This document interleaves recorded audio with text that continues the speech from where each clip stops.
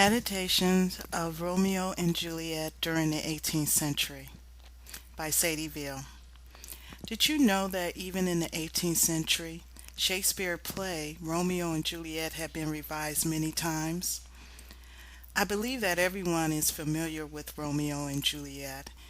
It begins with a street fight between the servants of two families, Romeo of the Montague family and Juliet of the Capulet family. Aeschylus, the prince of Verona, learns of the fight and threatens death between the two families if the feuding does not stop. Romeo finds himself in love with Rosaline, a cousin of Juliet, but during the Capulets' masked party, Romeo falls in love with Juliet on sight. As a result of the feud between both families, the conflict and the questioning of their loyalty to their families begin. Now, there are some uncertainty as to when William Shakespeare wrote the play Romeo and Juliet. As early as 1591, Romeo and Juliet was performed in a theater. Shakespeare must have written the play between 1591 and 1596, but the first performance wasn't actually documented until 1662, staged by William Devant, a poet and playwright who claimed to be Shakespeare's illegitimate son. Because Devant's text was never published, it remains a mystery of how close or the differences between Shakespeare's Romeo and Juliet and Devant's. According to Jill L. Levinson, in her introduction to Oxford Shakespeare's edition, Devant's received the rights to 9 of Shakespeare's plays, in which he was determined to improve them appropriate for stage. Thomas Ottaway was the first playwright to change much of Shakespeare's original dialogue.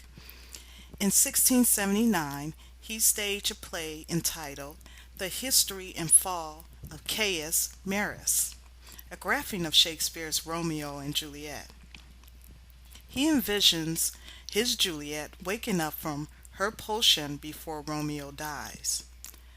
Some scholars thought that this added an emotional depth to the death scene than Shakespeare's version.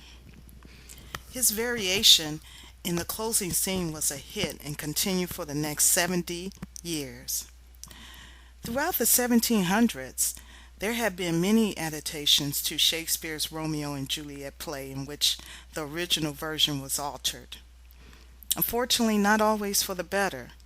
With many adaptations of Shakespeare's Romeo and Juliet, a battle of the Romeos began in 1750 with Springer Berry, Theophilus Cibber, and David Garrett, all using their ingenuity and contributing different variations to this well-known play. The next adaptation of Romeo and Juliet was staged by Theophilus Cibber in 1744. His version captured both Ottaway's Romeo and Juliet and another Shakespeare play called The Two Gentlemen of Verona. Cibber's version of Romeo and Juliet changed the plot by cutting Rosaline, the cousin of Juliet, who first caught Romeo's attention, so that Romeo was in love with Juliet from the beginning of the play. Another twist came when Cibber allows Romeo's father to suggest that Romeo and Juliet become a couple to end the feud between Lady Capulet and Lady Montague. By far the most popular adaptation of Romeo and Juliet was staged by David Garrett in 1748. His version of Romeo and Juliet was by far the most successful one in the 18th century. This is clearly proven through the use of the standard text of Garrett's Romeo and Juliet by other adapters for the next 97 years. Unlike Ottaway and Cibber, Garrett's concentrated on the tale of the lovers. He removes the language barrier by using ordinary words, cuts a few characters, and added more speeches.